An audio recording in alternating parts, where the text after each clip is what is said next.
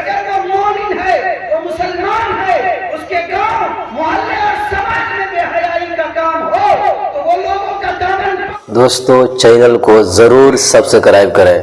پکڑے، وہ بیٹھک کرے، وہ ہاتھ کو پکڑے، گریبان کو پکڑے اور پوچھے کہ یہ بے حیائی ہے، یہ بدکاری ہے، یہ فتنہ ہے، یہ سماج کا کینسر ہے۔ اگر کوئی کرے گا تو ہم اس کا بائیکاٹ کریں گے۔ بولو بھائی، یہ سب کی عمومی ذمہ داری ہے کہ نہیں ہے؟ ہاتھ اٹھائیے کہ ہے، ہاتھ اٹھائیے کہ ہے اگر تو آپ کے گاؤں میں اگر بے حیائی ہو تو اجتماعی طور پہ کھڑے ہونے کی کوشش کیجیے۔ یہ صرف مولوی کا کام نہیں ہے، مولوی کا کام بھی ہے اور آپ کا کام بھی ہے۔ قبر میں مولوی اپنے کام کا جواب دے گا اور آپ کو اپنے کام کا جواب دینا پڑے گا۔ کوئی کسی کے سفارش سے بچے گا نہیں کہ میں مولوی تھا، سماج نے کیا میں نہیں جانتا، اور سماج کہے گا کہ مولوی چپ تھے میں کیا کرتا۔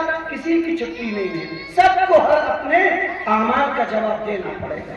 اس لیے ایک بات، سماج کو بے حیائی سے روکو، ناچ اور گانے سے روکو، ڈی جے سے روکو، باجے گاجے اور ٹھیلے اور گانوں سے بچاؤ۔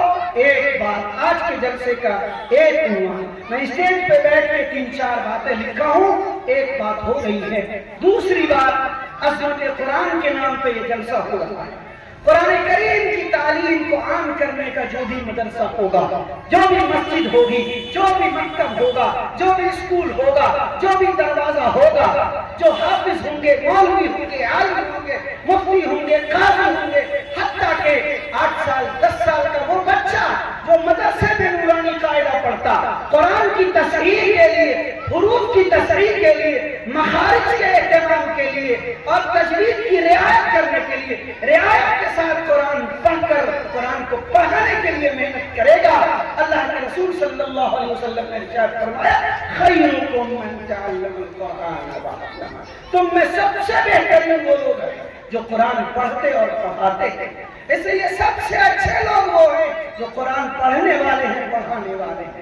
قرآن پڑھنے پڑھانے والے جو ہوں گے، جہاں رہیں گے، جب تک رہیں گے، جتنا پڑھیں گے، جتنا پڑھائیں گے، اللہ کے رسول نے ان کے بارے میں خیر کی بشارت سنائی ہے۔ اس لیے قرآن پڑھنے والوں کی قدر کرو، قرآن پڑھانے والوں کی قدر کرو، قرآن پڑھنے اور پڑھانے والوں کے لیے بیٹھنے اور محبت کرنے والے اور مدد کرنے والے اور ان کا ساتھ دینے والوں کی مدد کرو، اس لیے کہ اللہ کے رسول نے ان کے بارے میں خیر اور عمدگی اور بھلائی کی بشارت سنائی ہے۔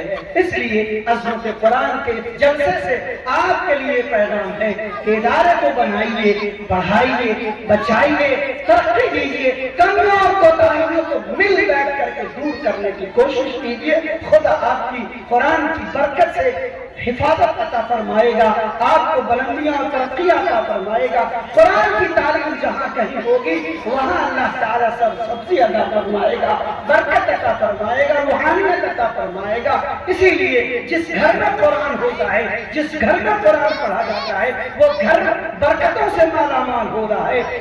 آپ علماء بیٹھے ہیں، پوچھئے 40 دن تک اگر لگاتار کسی گھر کے اندر سورہ بقرہ پڑھ لیا جائے اس کی کتنی بڑی فضیلت ہے۔ علماء سے پوچھ لیجیے، آپ جس گھر کے اندر سورہ یاسین لگاتار پڑھی جاتی ہے، سورہ جن پڑھا جاتا ہے اور چاروں کل پڑھا جاتا ہے، آیت کرسی پڑھی جاتی ہے، دیگر قرآن کے پارے پڑھے جاتے ہیں، اس گھر کے اندر اللہ کتنی روحانیت سے گھر کو مالا مال کرتا ہے۔ تو ظاہر سی بات ہے کہ جس کے سینے میں قرآن ہوگا وہ اللہ کی نگاہ میں کتنا معزز و محترم ہوگا۔ اللہ ہم سب کو عمل کی توفیق نصیب فرمائے۔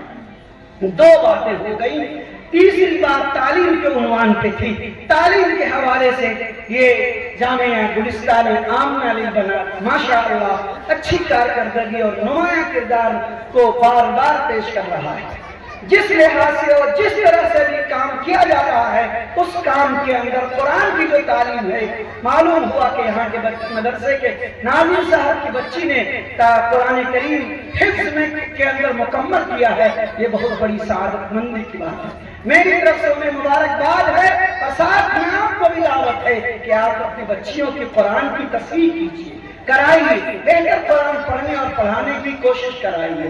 میرے ایک ساتھی تھے مفتی ثناء اللہ قاسمی صاحب، جو مولانا مفتی قاضی ولی اللہ قاسمی صاحب جلال گڑھ والے ہیں، ان کے چھوٹے بھائی ہیں۔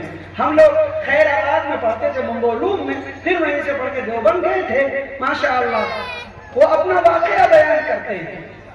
ثناء اللہ بھائی جو میرے درسی ساتھی تھے خیر آباد مئو کے، کہتے ہیں مفتی صاحب میں، میرے بھائی ولی اللہ بھائی اور میرے چھوٹے اور بڑے بھائی، میری جتنی بہنیں، میری جتنی بھتیجیاں اور خاندان کی جتنی عورت ہیں، سبھوں نے قرآن کسی مدرسے میں نہیں پڑھا، کسی مکتب میں نہیں پڑھا، کسی اسکول میں نہیں پڑھا۔ میری ماں حافظہ، ماں چاول دھوئے، آٹا گوندے، سامان جلاون لائے اور روٹی پکائے اور چاول پکائے اور ترکاری پکائے، اور ہم تمام بچے قرآن لے کے چولہے کے آس پاس چاروں بغل سے قرآن کے لیے بیٹھ جائے۔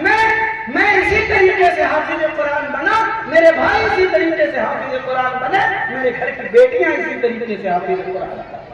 یہ ہمارے لیے مثال ہے کہ قرآن کی تعلیم کے لیے مدرسوں